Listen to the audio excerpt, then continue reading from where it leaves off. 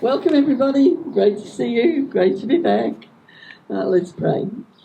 We thank you so much, Lord, for the things that are going on behind the scenes, for the things that we're seeing happening, for the tightness and the unstoppability of this group, and we look forward to the year ahead. We thank you very, very much for bringing us together and for the bond that we have. Right, Birregubba National Day will be on the 8th of March, so that is in the planning at this stage, so we could keep that date. Now, we had a major step forward with Trump getting in this week and coming in again under Make America Great Again. So soon we will be making Australia great again. President Trump getting in is a call to arms against the agenda of both the Democrats and the Republicans who want to sell America out to globalism. And this is no different to our Liberal and Labor. They're two wings of the same bird. At the end of the day, they're all under the same agenda. They're all slaves to the WEF and the WHO. So it's no different to Australia. The underlying objectives of organisations such as the WEF, the WHO and the UN are to break down sovereign nation states and to impose global codes of conduct on all of us. We know that the WHO wanted to have the power to call pandemic at any time. So we've seen a bit of a crack in their wall this week, a pretty big one. Trump has revoked 78 executive orders that were made during the Biden era, and he described them as destructive and radical. Diversity, equity and inclusion and initiatives have been thrown out the window, and we'll talk a little bit more about that, and the climate crisis and who, and we'll go into them a little bit. Trump has accused the Biden administration of having embedded deeply unpopular, inflationary, illegal and radical practices within every agency and office of the federal government. Aren't we seeing that here? Those of us who actually look at what's going on, we're seeing it in Australia. On his first day, Trump signed 46 executive orders. The executive orders allow a president to wield power without going through Congress. So Trump has actually said, to hell with that, I'm going to get USA going, and we're going to drill, and we're going to look after our own health. I want to read this one. This is his executive order of freedom of speech. The First Amendment of the United States Constitution, an amendment essential to the success of our republic, enshrines the right of the American people to speak freely in the public square about government interference. That's a constitutional right in America. Over the last 4 years, the previous administration trampled free speech rights by censoring Americans' speech on online platforms, often by exerting substantial coercive pressures on third parties, such as social media companies, to moderate, deplatform and suppress speech of which the federal government did not approve, under the guise of combating misinformation, disinformation and malinformation. The federal government infringed on the constitutionally protected speech rights of American citizens across the United States in a manner that advanced the government's preferred narrative about significant matters of public debate. Government censorship of speech is intolerable in a free society. It's the policy of the United States to secure the right of the American people to engage in constitutionally protected speech. It is also our right, and we will not bow down to being told what we can say and what we can think. Literally, what we can think. We won't do it. We see the brainwashing that's going on in schools and universities. Okay, just get this. To graduate from music, in music, at a university now, to have a Bachelor of Music, you do not have to be able to read music. I mean, hello? Because it's all done with machines. It's all, you push this button and that button, and they do not have to be able to read music. That's just one example. Okay, there's the executive order going on the weaponisation of government. So the definition of the weaponisation of government, it's the adaptation of government resources for use as a weapon of war. Just think about that. The use of government resources as a weapon of war. The US federal government has been increasing its authority and power to target individual groups and individuals according to their political and ideological views. We know that. That's happening here. You know, Google only tells you what. I had someone reply to my one of my comments about the death toll not rising at all during the pandemic, but skyrocketing and continuing to skyrocket since the vaccine came in. And he said, well, I Googled that and that's wrong.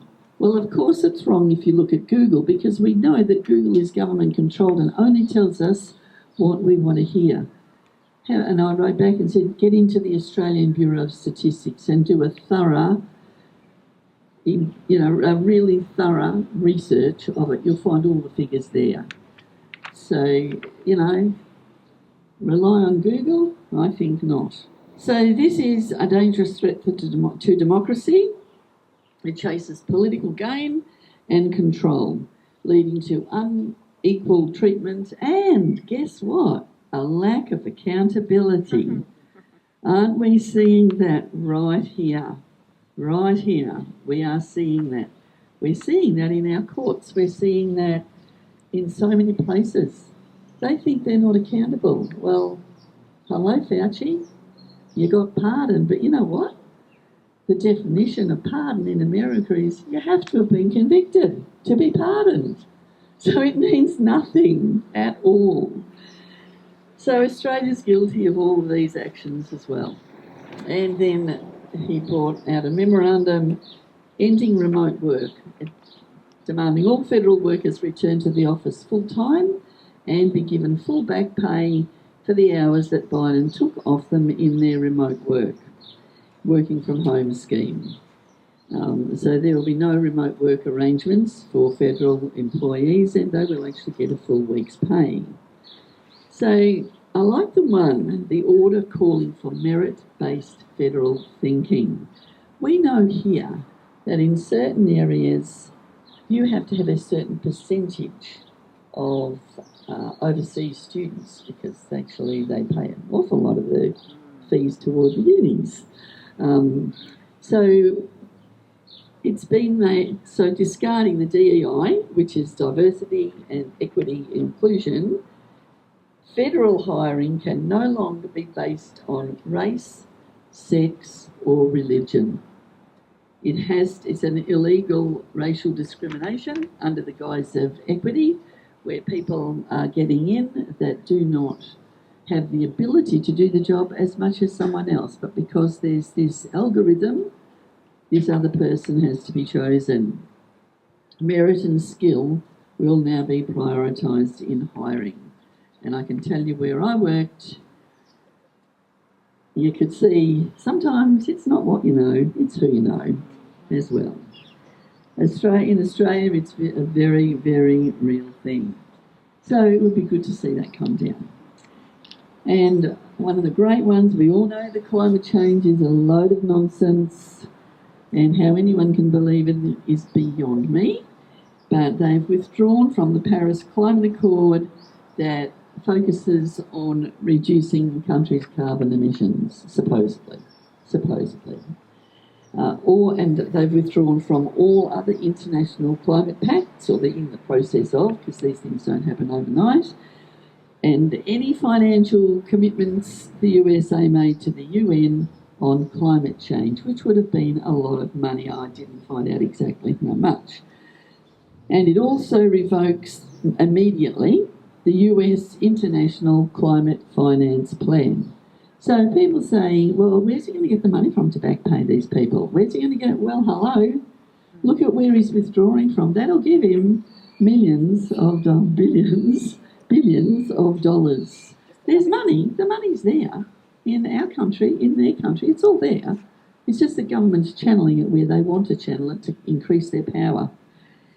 So we know the Australian government is too much in the pocket of the WEF to stop doing these things. We see it, dare I say, we see it not overtly, but we definitely see it in council meetings. I won't go any further with that. Yep. That's true. We've been going to council meetings every meeting now for 3 years. And man, have we seen a lot. If you can come along, there's one next Wednesday, the 29th, meet in the foyer at 9:45 for a 10 o'clock start. So he has also pardoned the Capitol rioters of January 6, 2021. He organised thousands of supporters to protest because the election had been stolen by the radical left Democrats. We all know that. Everyone knows that now. And to demand the then Vice President and Congress to reject Biden's victory. He did not advocate violence. He told his supporters to go home in peace. Within hours of becoming president, Trump pardoned the supporters who were criminally charged. Now, the interesting thing with this is what's coming out now from these prisoners who have been incarcerated since then. All of their military veteran benefits were cancelled. That would include health. Many of them were assaulted. People had their homes, well, one I know of in particular, swooped on by Homeland Security and the family completely traumatised. There are hundreds of stories of how these people have been roughed up and terrorised. And again, we know within our group, the police are capable of violence. We have seen it firsthand. I won't go into that either now. And one of the best ones, withdrawal from the World Health Organization. The US claims, surprise, surprise, that the WHO has mishandled the COVID pandemic and other international health crises. This is going to make it extremely difficult for the WHO to continue because the US is its biggest financial backer and pays 18% of its overall funding, which equates to $500 million a year. So that's a lot more when you change it into AU dollars. So it's not just a win, it's actually a crushing blow to the WHO and especially to their pandemic treaty. However, the fear-mongering continues, doesn't it? We've seen it, we see it here. So this is what they're saying about withdrawing from the WHO, the scientists in the US. They fear that severing ties with the WHO could reverse important progress in fighting infectious diseases such as AIDS, malaria and TB. Hello. Experts also warn it could weaken the world's defences against dangerous new outbreaks capable of triggering pandemics. I mean, it's ludicrous, isn't it? COVID was nothing. It wasn't real. It was a flu. It was planned. We know when we look back, it was planned for years, many, many years. I saw a video in 2014 of Bill Gates saying depopulation by vaccination. It was all planned. It was all planned. And over here we're seeing fear-mongering again. Monkeypox, they tried that last year. Well, that kind of fell flat on its face. The bird flu's trying to get off the ground, but it doesn't seem to me like it's having much luck. And I've noticed on social media there is a huge drive for people to go and get their vaccinations, which means there's a huge opportunity for me to keep posting my meme about, well, it's not a meme, my reliable article about that. But it's just there so many times. But what is really encouraging, as you would all know, is that now most of the comments are, they're right. Another one, I don't think so. Well, I'm not getting caught again. And people are waking up. They are joining the dots.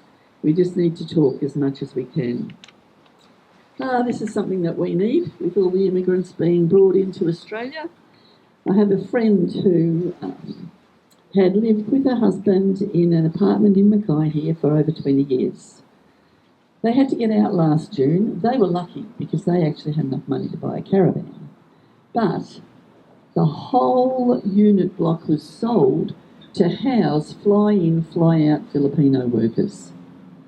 So, and that's happening. It's not the only one. This is happening in Mackay. So he's declared a national emergency at the southern border. So this calls for military personnel to secure the border, additional physical barriers as well as drones, and to resume the construction of a border wall. The Texas Lieutenant Governor has thanked Trump for stopping illegal immigrants. I have friends who live in Texas, and she has said, honestly, Tine, I'm too scared to go to the supermarket. Everything's just thrown on the floor. If you pick up something they want, it's violent, it's scary. They are just absolutely overrunning Texas. She said, I'm terrified now to go to the shops. So the same's happening here in a smaller way, but still I can't remember the number of immigrants we get every week or month. Has anyone got that figure in their head? And it's huge, it's massive. Why? We've got people here who can work. We've got ways of getting people to work. And he plans for troop deployment to the border. Authorises the military to create a plan to deploy troops to the southern border. Well, how good if we had the military deployed in every airport, every port, to stop these illegal immigrants, new immigrants coming in. It'd be wonderful, wouldn't it? Absolutely. I remember coming back. I got stuck in Melbourne for 3 months, which was great. So I was with the kids in early 2020 when it first began. My granddaughter and I flew up here together when we could, and it was like, I have to say this, it was surreal. We walked into Melbourne Airport, there was no one. Like, you could count on one hand the number of people there at the check-in, and there were quite a few people on our plane. It was by no means full. And when we got off the plane in Brisbane, so you walk out of the gate and there's police, 4 or 5 of them there, just watching you get off. And then you know how you walk down the walkways. There's when you're at one of those gates outside, walk down the walkways and there's military all the way along, just standing along the side. And at the end there's a desk that cuts it off completely with a little break at the end where you can get through when you're passed. You had to have your Queensland pass. And we were told we had to go into quarantine for 2 weeks in Carmilla. But we went to the supermarket on the way home and got all our food. So, it was all such a... If it wasn't so serious, it would be laughable. It was such a ridiculous contradiction. You could go to a brothel but not to a gym. So anyway, we have a lot of reasons to want to get out of the overreach of the government. Memorandum on trade, stipulating that unfair and unbalanced trade should be addressed, directing cabinet officials to look into trade and tariff policies, including those with China. It would appear that Trump will be imposing heavy tariffs on a number of countries. And a national energy emergency. Well, don't we pay the highest price in the world for our electricity?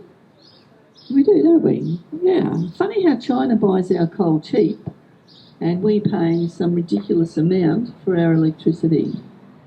So, Trump says there needs to be a lowering of energy costs. As we know, he's going to boost oil and natural gas production across the country and bringing down inflation, which isn't going to be hard, is it? I mean, you just start selling to China at the same rate they're selling to us, or lower ours and raise China's. Doesn't charity begin at home? Well, we've seen that it doesn't in Australia, not with the Australian government. Charity does not begin at home. So he said, I'm going to sign a presidential memorandum directing every member of my cabinet to marshal every power at their disposal to deflate inflation and rapidly bring down the cost of daily life. You know, in a heartbeat, our cost of living could be brought down. Just with this one thing would make a massive difference. They don't do it. Why? They don't want to, because they're in the clutches of the West. And Trump has suspended and called for a review of the leasing and permitting practices of wind energy projects. We'd like to see that too. Foreign aid, there's a 90-day pause on foreign aid, saying that foreign aid industry and bureaucracy are not aligned with American interests and in many cases antithetical to American values. Their foreign aid amounts to only about 1% of their federal budget, except under extreme circumstances such as what they give to Ukraine. So that boosts it up enormously. We can relate to that. We can all relate to federal spending not coming to the people they said that they would look after. Pulling out of the Organisation for Economic Cooperation and Development, group of people who basically get together and decide about tax. It's a unique forum where governments with market-based economies collaborate to develop policy standards to promote sustainable economic growth. We all know what that means. So Australia is a part of it, and if that had gone through, the global tax deal would have ended any competitive reductions in corporate tax rates. Just gone, it's crazy. And in order for America first foreign policy, shouldn't every country have that? My people first, my people first. I know if I had a family down the street that was starving, I would help them, but not until my kids were fed. You know, you would maybe cut back and help who you could, but love and charity, passion, devotion, loyalty starts at home, should start at home. So the top priority will be the United States, and I'd like to see an arena in which the Australian government is putting its people first. I hope you're not too upset about this, but guess what? There's only 2 genders. Yes. Oh no, I'm not kidding. Male and female.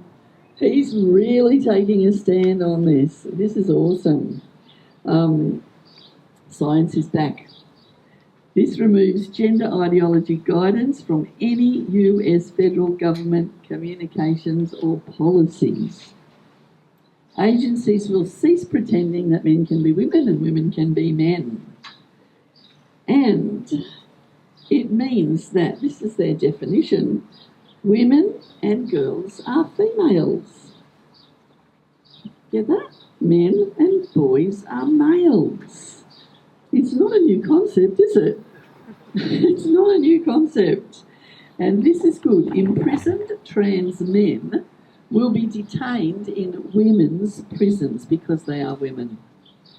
And trans women will be detained in men's prisons because they are men. So we know the injustice. Yeah. About time.